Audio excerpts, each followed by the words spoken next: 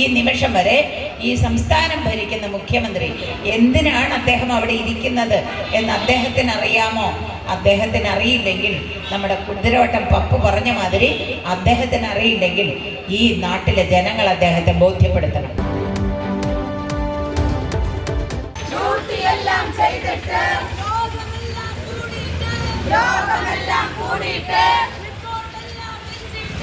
റിപ്പോർട്ടെല്ലാം വെച്ചിട്ട്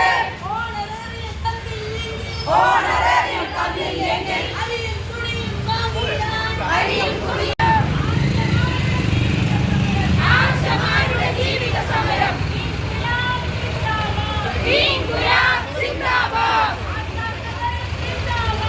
ആശാ സമരം സിന്ദാബാദ്.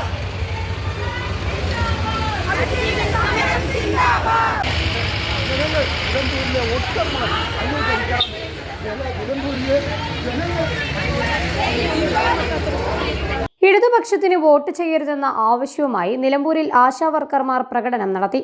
ആശാ സമര നേതാവ് എസ് മിനിയുടെ നേതൃത്വത്തിലുള്ള സംഘമാണ് നിലമ്പൂരിലെത്തിയത്. നിലമ്പൂർ ചന്തക്കുന്നിൽ നിന്ന് പ്രകടനമായി എത്തിയ പ്രവർത്തകർ നിലമ്പൂർ പഴയ ബസ് സ്റ്റാൻഡിലാണ് പ്രകടനം അവസാനിപ്പിച്ചത്. കടകളിലും സമീപത്തെ വീടുകളിലും ആശമാർ തങ്ങളുടെ ആവശ്യമുന്നയിച്ച നോട്ടീസുകൾ വിതരണം ചെയ്തു. ആശാ സമരത്തോടുള്ള സർക്കാരിന്റെ ജനാധിപത്യ വിരുദ്ധ സമീപനത്തിനെതിരെ നിലമ്പൂരിൽ വിധിയെഴുതുക എന്ന മുദ്രാവാക്യമുയർത്തിയാണ് പ്രകടനം നടത്തിയത്. കഴിഞ്ഞ 4 മാസത്തോളമായി നടത്തിവരുന്ന സമരത്തെ അപമാനിക്കുകയും തകർക്കാൻ ശ്രമിക്കുകയും ചെയ്യുന്ന സർക്കാർ സമീപനത്തിനെതിരെയാണ് ആശമാർ നിലമ്പൂരിലെത്തി ഇടതുപക്ഷത്തിനെതിരെ പ്രചരണം നടത്തുന്നത്. സംസാരിക്കാൻ തയ്യാറാവുകയും ആ സംസാരത്തിന്റെ ഒടുവിൽ സമരം നിർത്തി പോകണം എന്ന് പറയുകയും ചെയ്യുക മാത്രമാണ് ആരോഗ്യമന്ത്രി ചെയ്തിരിക്കുന്നത്. ഈ നിമിഷം വരെ ഈ സംസ്ഥാനം ഭരിക്കുന്ന മുഖ്യമന്ത്രി എന്തിനാണ് അദ്ദേഹം അവിടെ ഇരിക്കുന്നത് എന്ന് അദ്ദേഹത്തിന് അറിയാമോ?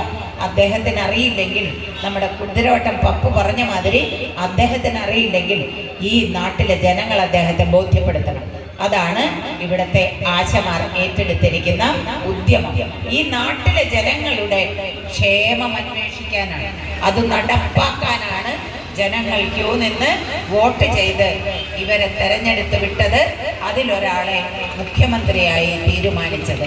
ആ മുഖ്യമന്ത്രി എൻ്റെയും നിങ്ങളുടെയും ചിലവിൽ ആർഭാടമായി ജീവിക്കുകയാണ്, രാജകീയമായി ജീവിക്കാൻ. അദ്ദേഹവും നമ്മളെപ്പോലെ കണ്ണൂരിലെ ഒരു സാധാരണ മനുഷ്യനാണ്. പക്ഷെ ഇപ്പൊ അദ്ദേഹത്തിന്റെ ജീവിതം നമുക്കാർക്കും സ്വപ്നം കാണാൻ പോലും സാധിക്കാത്ത തരത്തിൽ അത്യാർഭാടഭരിതമായിരിക്കുകയാണ്. നിലമ്പൂർ പഴയ ബസ് സ്റ്റാൻഡിൽ നടന്ന സമാപന പരിപാടിയിൽ PC Mini, Malappuram coordinator S Saleena, P Suguna, R Sabhavathi എന്നിവർ സംബന്ധിച്ചു. ചാനൽ 10 നിലമ്പൂർ. കല്യാണം കഴിഞ്ഞ് കുറച്ചു കാലം ഫാമിലി പ്ലാനിങ് ഒക്കെയാണെന്നാണ് പറഞ്ഞുകൊണ്ടിരുന്നത്. പിന്നെ പതിയെ എല്ലാവർക്കും കാര്യം മനസ്സിലായപ്പോൾ ആ പ്ലാനും കൈവിട്ടു.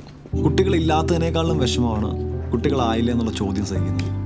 ഒരു ദിവസം ഇവിടെ ഷോപ്പിൽ വന്നൊരു കസ്റ്റമറാണ് ഷിഫ ഫെർട്ടിലിറ്റി സെന്ററിനെ കുറിച്ച് പറയുന്നത്.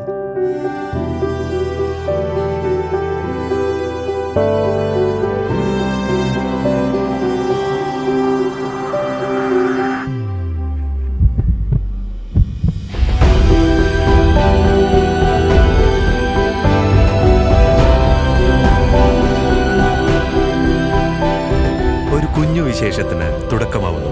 ഷിഫ ഫെർട്ടിലിറ്റി സെന്റർ, കിംസ് അൽ ഷിഫ ഹോസ്പിറ്റൽ, പെരിന്തൽമണ്ണ.